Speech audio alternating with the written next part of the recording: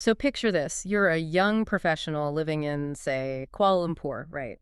You're winding down after a really long day at the office. You open social media and you just start scrolling. As we all do. Right. Exactly. And almost immediately, you see your peers showing off a brand new car or posting photos from some luxury holiday in Europe. And right then, you feel it, that heavy, anxious pang in your chest. That sinking feeling that you're just, well, falling financially behind. Yes, Mm. exactly that.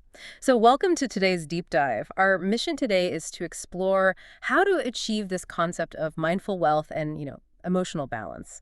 We're using insights from the book The Mindful Wallet by Lim Hui Hui and Dr. Feng Cheng Carr, because social media really acts like this financial funhouse mirror. Oh, that's a really good way to put it. Yeah, it distorts our actual security by only reflecting back exactly what we lack. Well, and that distortion is what the authors identify as the money status script. It's this learned, usually unconscious belief where your self-worth becomes rigidly tied to your net worth, or at least your visible success.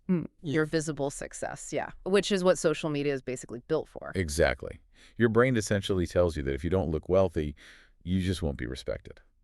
And looking into that funhouse mirror triggers what the book calls the ghosts we think, which, if I'm understanding the material correctly, are called ghosts because they're essentially illusions, right? Illusions that just haunt our daily perception of reality. Right? They are cognitive distortions. Specifically, what we're talking about here is the ghost of unfair comparison.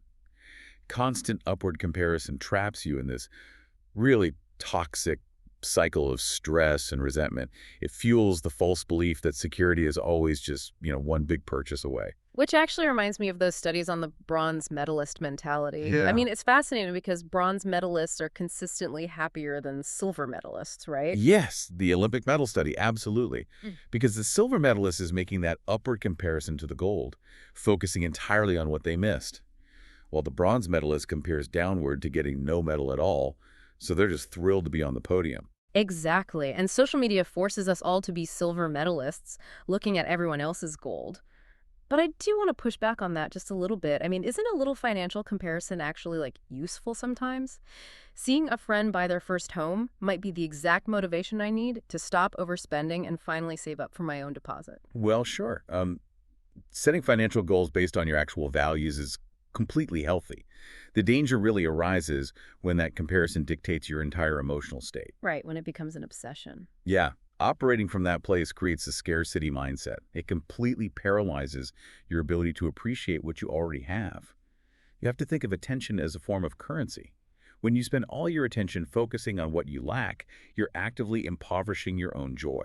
Oh, wow. Impoverishing your own joy. That is powerful. So if attention is currency, then we obviously need a way to stop spending it on that ghost of unfair comparison.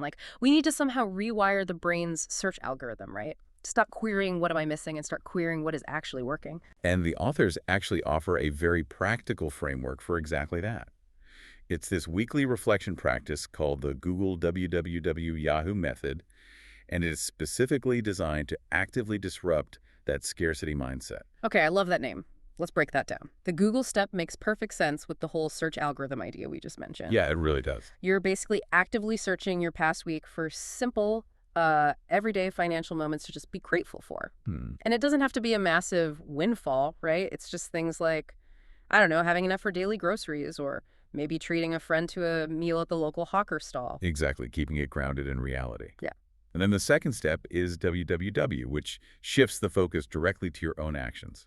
I'm guessing WWW stands for what went well. So basically cataloging your actual successes rather than just dwelling on what went wrong with your budget that week. Spot on. You note specific financial successes from your week, regardless of how small they might seem to you at the time. It could literally be as simple as paying your utility bill on time. Or consciously pausing before making an impulse buy online, right? Like just leaving it in the cart. Yes, Yeah. exactly. That is a huge win. So you've searched for the good with Google, you've cataloged the wins with WWW. Right. So how does Yahoo fit into all this psychological rewiring? Well, Yahoo is the celebration phase, and is heavily grounded in behavioral science.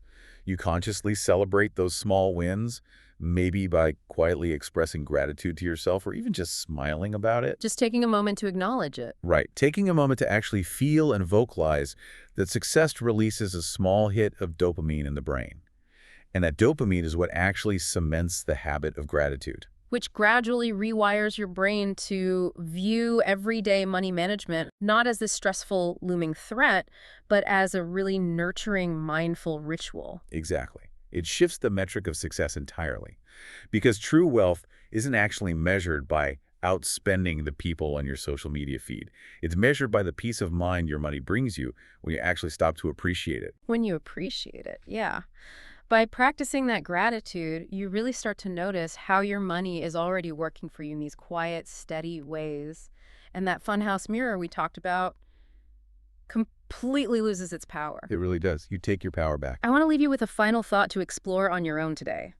If you spent the next month only celebrating the quiet ways your ringgit supported you, the roof over your head, the food on your table, that coffee with a good friend, rather than stressing over the luxury items it didn't buy, how much wealthier would you instantly feel right now?